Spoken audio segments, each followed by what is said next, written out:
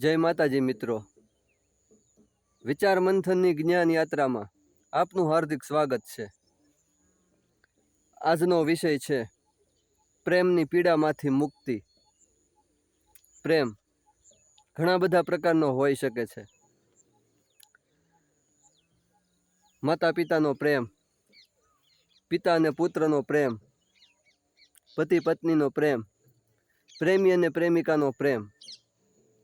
પરંતુ મારે જે પ્રેમની વાત કરવી છે એ પ્રેમ છે પ્રેમી અને તેની પ્રેમિકા ઉપરનો। કે ભાઈ કોઈ છોકરો અને છોકરી વચ્ચે પ્રેમ થઈ ગયો, એ કોઈ પણ રીતે ભેગા થયા હશે, સાથે ભણતા હોય, સાથે કોઈ કાર્ય કરતી વેળા, ક્યાંક આવતા જતા, કોઈ પ્રસંગમાં, જ્યાં પણ ભેગા થયા હોય કે બંને વચ્ચે ગાઢ પ્રેમ થઈ ગયો છે અને હવે બંને એકબીજા વિના રહી શકતા નથી અને સમાજના બંધનો તેને ભેગા થવા દેતા નથી। હવે આ બંનેને સાથે ભેગા રહેવું છે, લગ્ન કરવા છે, ત્યાં સુધી મામલો પહોંચી ગયો છે। હવે બને છે એવું કે આમાંથી છોકરી ઉપર તેના પક્ષના સગા અને તેના જે કોઈ નજીકના સ્વજનો હોય એ દબાણ કરીને એ છોકરીને બીજા છોકરા સાથે લગ્ન કરાવી નાખે છે। બંને એકબીજાના ગળાડૂબ પ્રેમમાં હતા। છોકરી છોકરાને ભૂલી શકતી નથી, છોકરો એ છોકરીને ભૂલી શકતો નથી। મામલો ખૂબ એટલે ખૂબ વણસી જાય છે। કોઈ પ્રકારનો સંપર્ક થવા દેતા નથી। જે 24 કલાક ફોન સંપર્કથી કે જ્યાં પણ તેઓ ભેગા મળતા ત્યાં એકબીજા વિના રહી શકતા નહીં, તેઓ કાયમને માટે જુદા થઈ જાય છે। તો આવું તમારી સાથે બને તો તમે શું કરશો? બે યુવાન હૈયા સ્ત્રી અને પુરુષના એક થઈ જાય અને સમાજના કહેવાતા બંધનો તેને જુદા પાડે ત્યારે શું કરવું? આવો પ્રણય ભંગ થવાની ઘટના ગમે તેની સાથે બની શકે છે અને આજે બને પણ છે। ત્યારે સૌપ્રથમ તો આપણે પુરુષ તરીકે આપણાથી થાય એ બાબતનો સુધારો કરવાનો।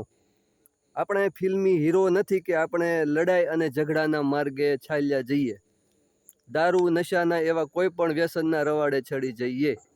આપણાથી થાય તો સમાજના ધારા ધોરણ પ્રમાણેના નિયમો પ્રમાણે મહેનત કરવાની કે એ મારું મનગમતું સ્ત્રી પાત્ર મારું થાય, આપણે પુરુષ હોઈએ તો।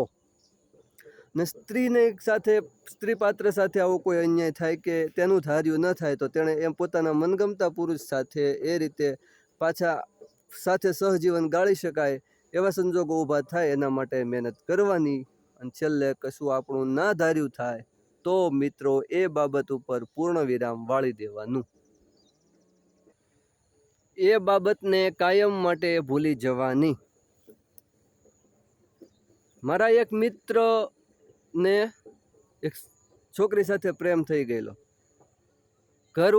ઘરના દબાણને કારણે, ઘરના સ્વજનોના દબાણને કારણે એ છોકરીએ અન્ય છોકરા સાથે લગ્ન કરી લીધા અને એ મિત્રે મને વાત કરી કે આવું થયું છે, હવે હું એમના વિના રહી શકતો નથી, એમના વિના મને કે ચેન પડતો નથી, આવી ઘણી બધી વાતો કરી મને। મેં કીધું કોઈ વાંધો નહીં, પણ મારી સાથે થોડીક 5 મિનિટ વાત કર કે એ છોકરી તારી વિના ખાઈ શકે છે? તો મારા મિત્રએ કહ્યું હા। તારી વિના ખુશ રહી શકે છે? હા। તારી વિના એ છોકરા સાથે મોજ મસ્તી કરી શકે છે? તો કે હા।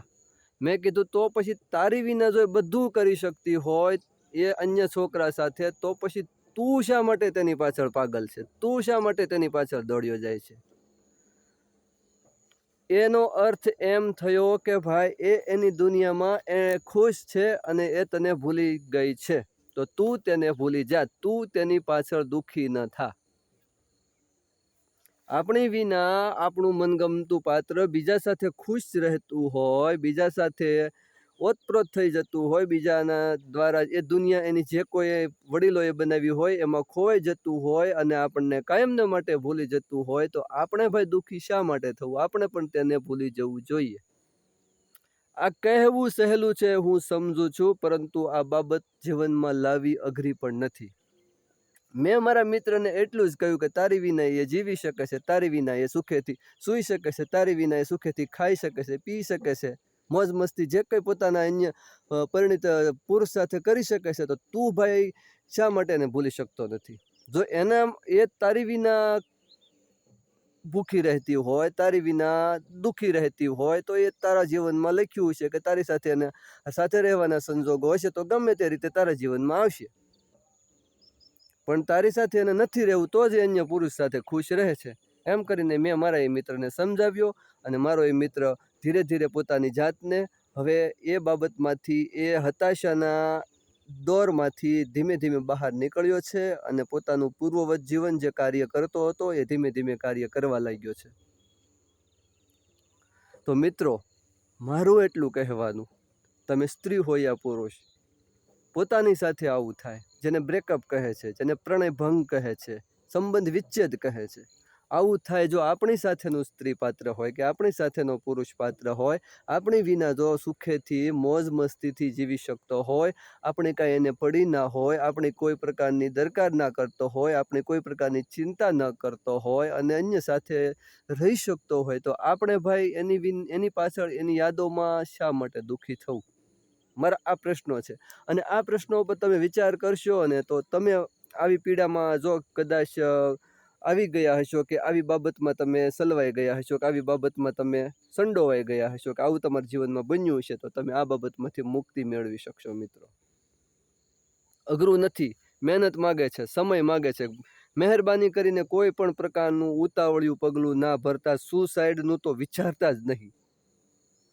દુનિયામાં ઘણા બધા વિકલ્પો છે, એક વિના કાંઈ અટકી જવાનું નથી. એક નહીં તો બીજું, બીજું નહીં તો ત્રીજું આપણા નસીબમાં કે આપણા ભાગ્યમાં આપણને મળશે જ મિત્રો. એટલે સુસાઇડ જેવા વિકલ્પને તો ક્યારેય તમારા જીવનમાં લાવતા જ નહીં. કોઈ પણ પોતાને મનપસંદ એવું કાર્ય શોધી લેજો કે જેનાથી તમે તમારો સમય એમાં ફાળવી શકો.